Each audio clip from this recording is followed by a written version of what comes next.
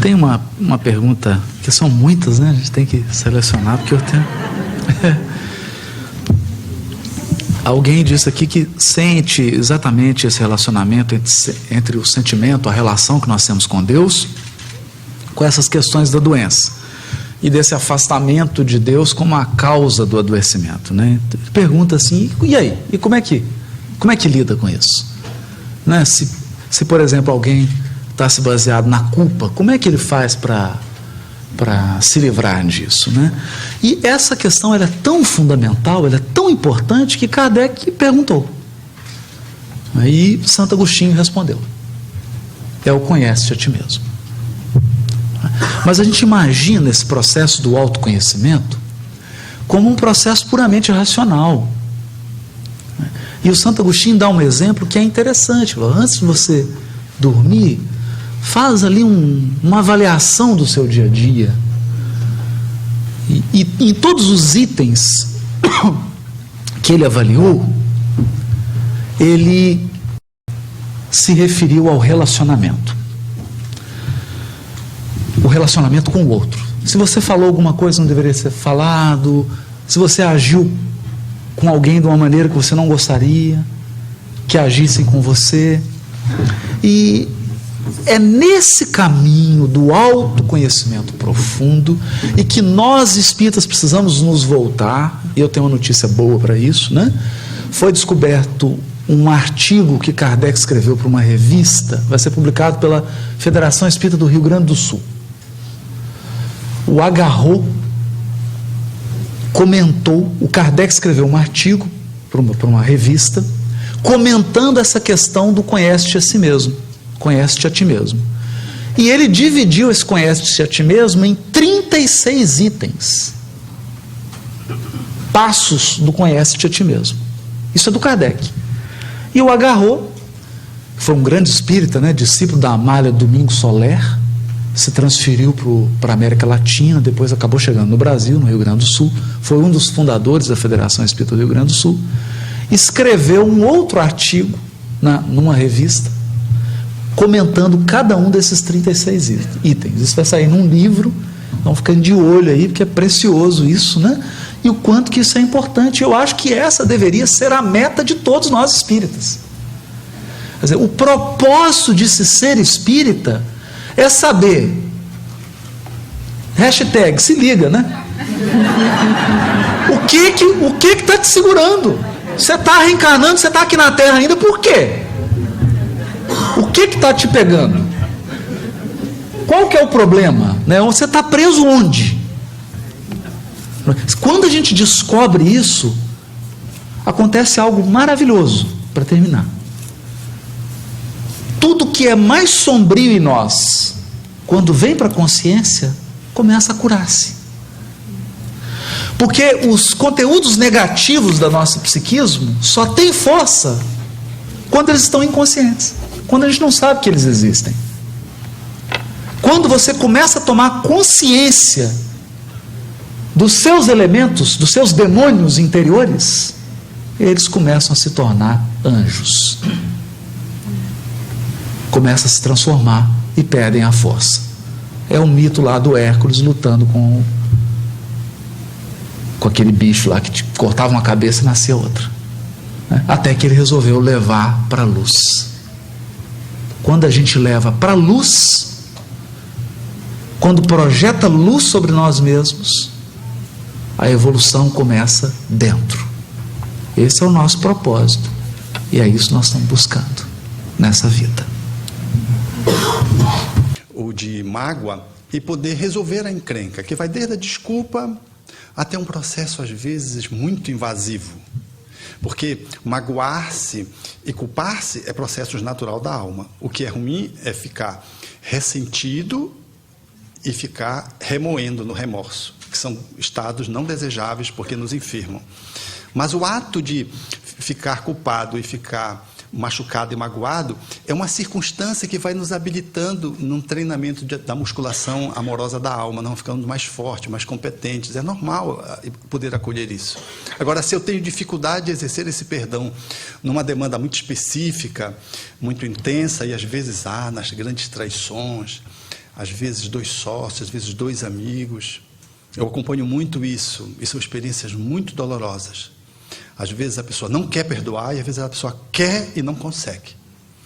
Então, a sugestão sempre é: exercite o perdão em terreno neutro, que é uma linguagem metafórica. Coloque mais amor, porque se o perdão é derivado do amor, coloque mais amor. E faça o movimento de aproximação para poder, aos poucos, numa musculação da alma, um dia enfrentar aquela encrenca que você não está dando conta.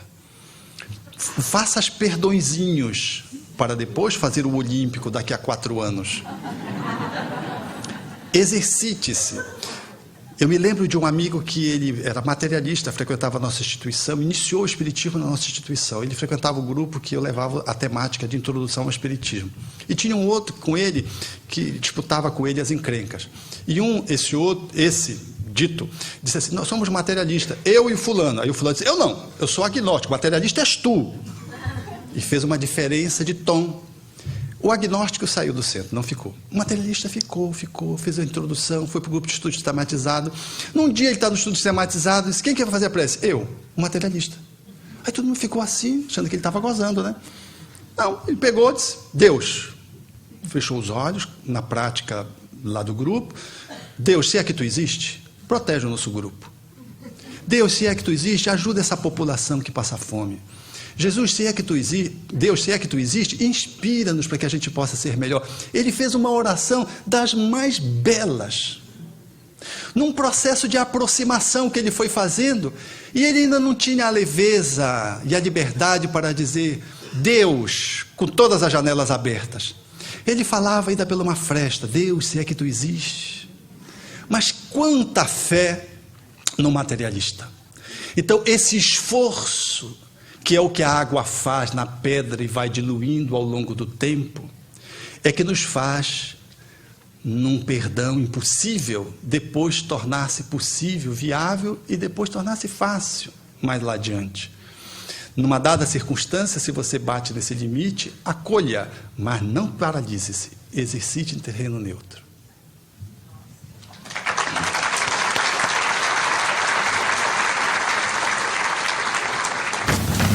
Está um pouco dentro também disso, foi perguntado assim: diante de tantos hábitos errôneos, como mudar esses velhos hábitos e atitudes perante a vida para nos tornarmos melhores? Nós acreditamos que precisamos de 2 coisas, né? Uma, o Daniel falou na palestra dele: entrar num estado de meditação. Isso não tem nada a ver com nenhuma técnica oriental, com nada disso, necessariamente. É preciso fazer um silêncio interior, é preciso cultivar uma vida interior para que a gente comece a auscultar, comece a perceber o que nos move,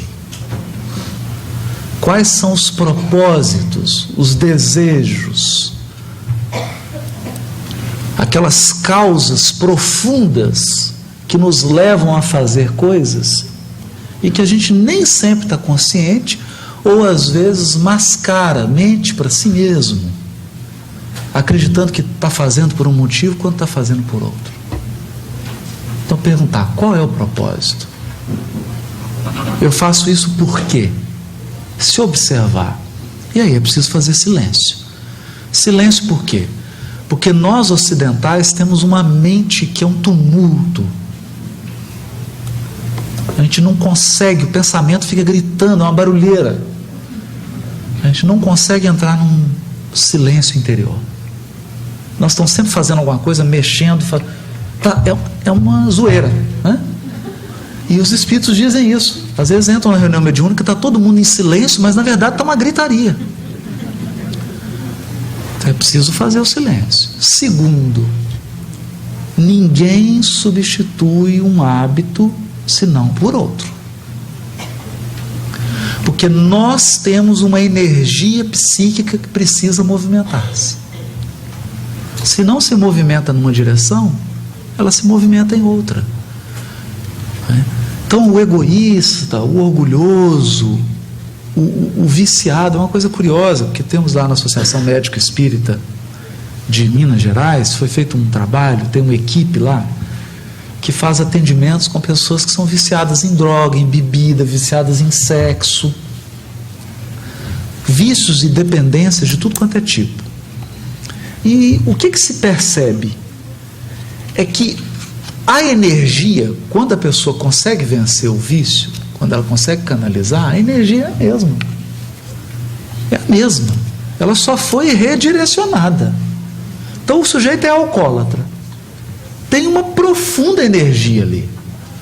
Às vezes um profundo sentimento de transcendência místico, espiritual.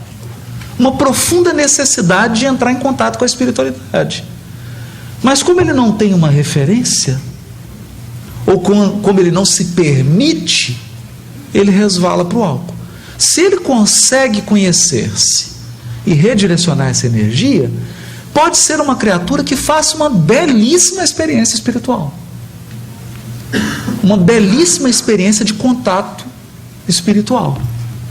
Porque ele já tem a energia, ele só não está sabendo conduzi-la, só não está sabendo direcioná-la. Por isso Kardec é tão bonito, né? Porque ele aprendeu isso com Pestalozzi, ele diz assim: a educação é a arte de formar hábitos. E algo que a gente deveria incorporar na nossa evangelização da infância, nos nossos processos, mesmo dentro da casa espírita. O nosso propósito é formar novos hábitos, formar bons hábitos, nas mínimas coisas. No tom de voz, na maneira como a gente fala, na maneira como a gente responde, na maneira como a gente pega a água, né? Vai reformulando esses hábitos aos poucos, nas mínimas coisas, e vão se tornando grandes hábitos. Porque, olha, a iluminação, ela não é uma coisa grandiosa que você faz a cada 2000 anos. Isso não é iluminação espiritual. Iluminação espiritual são milhares de coisas pequenininhas, luminosas, que você faz todo dia.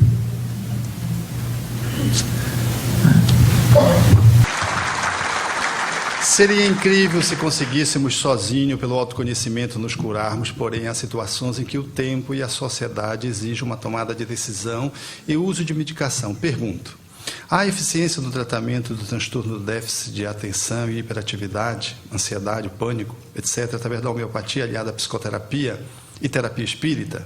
Ou deve ser usada a homeopatia como tratamento auxiliar? Todos os recursos são recursos. No centro do uso deles está a pessoa. Os processos do déficit de atenção, do transtorno da impulsividade, da hiperatividade, eles são transtornos que têm dois olhares muito comuns de manejo.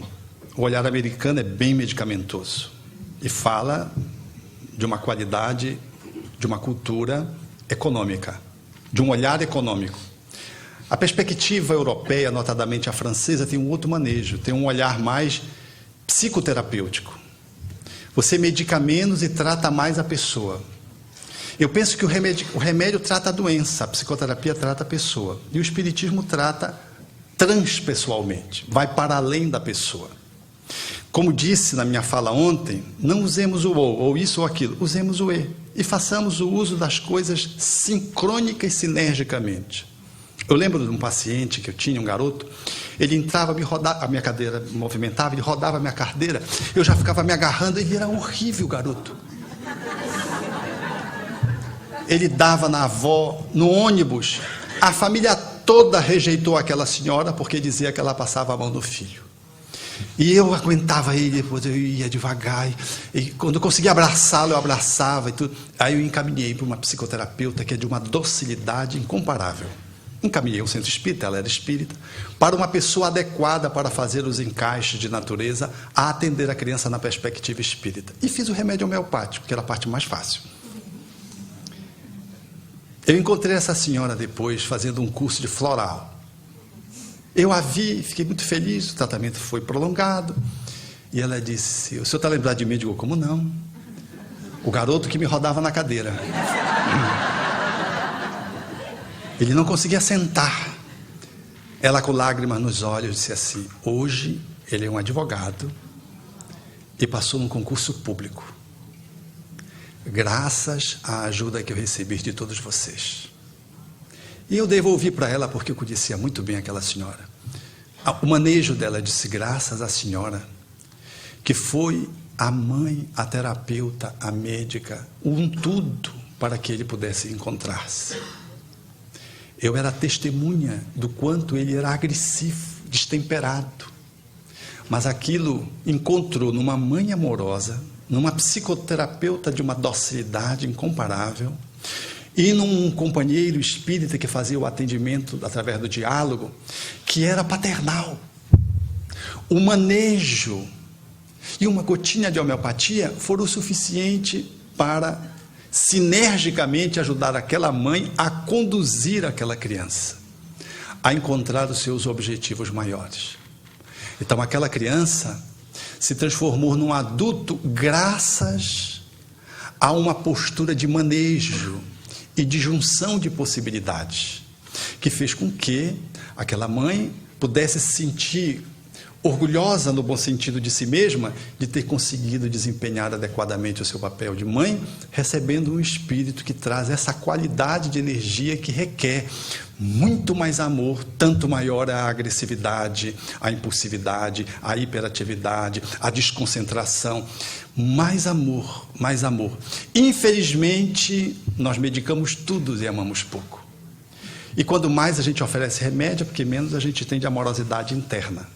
Mas se pudermos juntar isso, nós vamos entender que o remédio, ainda que seja alopático, ele entra como um processo de bandagem, dando tempo para que o amor faça por dentro o que o remédio não pode fazer por fora.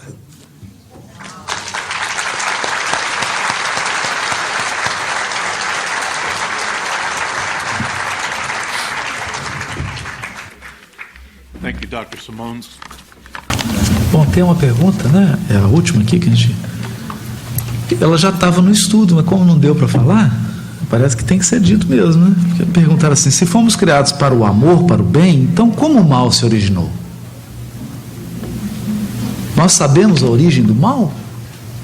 No livro Consolador, essa pergunta foi feita para Emmanuel. E o Emmanuel respondeu, é a questão 135 do livro Consolador. Emmanuel respondeu assim, e a pergunta era: se o determinismo divino é o do bem, quem criou o mal? Emmanuel, o determinismo divino se constitui de uma só lei, uma, que é a lei do amor para a comunidade universal. Esse é o determinismo, o amor. Todavia, confiando em si mesmo mais do que em Deus, confiando em si mesmo mais do que em Deus, o homem transforma a sua fragilidade em foco de ações contrárias a essa mesma lei do amor, efetuando desse modo uma intervenção indébita na harmonia divina. Eis o mal.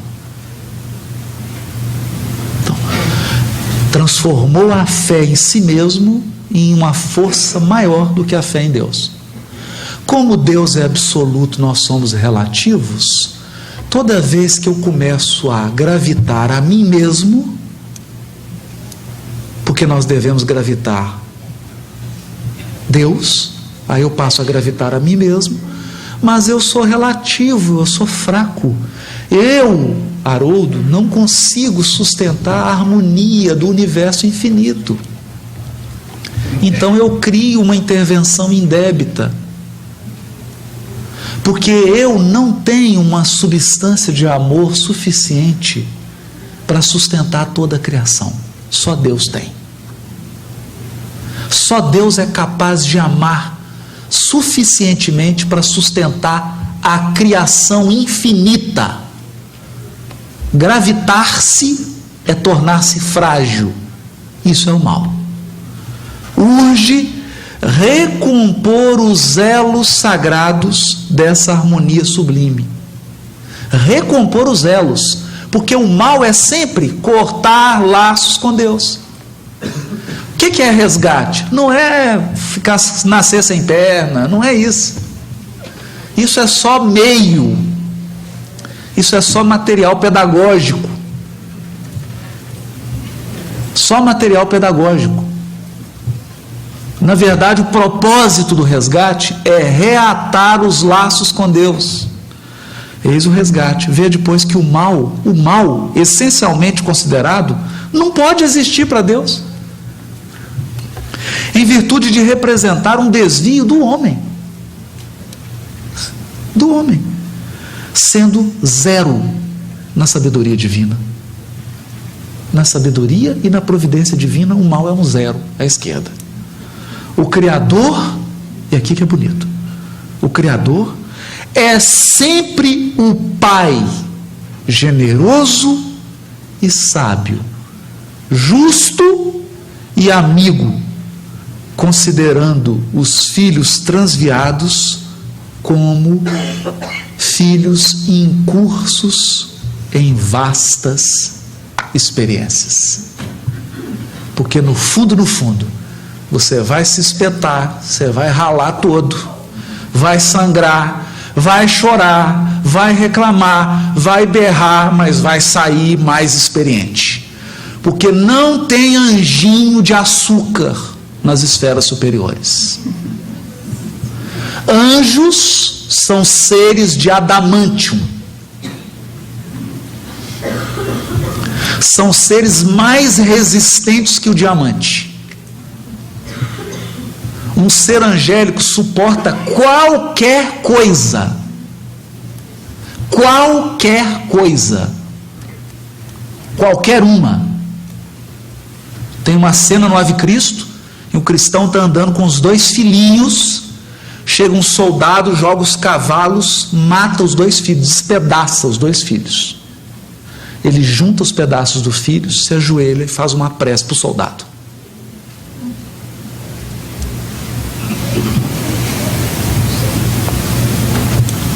Então a vida é um vasto campo de experimentação. Agora, você pode escolher experiências mais profícuas, de maior felicidade, de maior harmonia, ou experiências de maior rebeldia, de maior sofrimento, em que você vai ser o bonzão, vai se afastar de Deus, vai encher o peito, vai ser orgulhoso, até a energia diminuir um pouquinho, você fala assim: agora chega, pai, eu quero colo. Last one?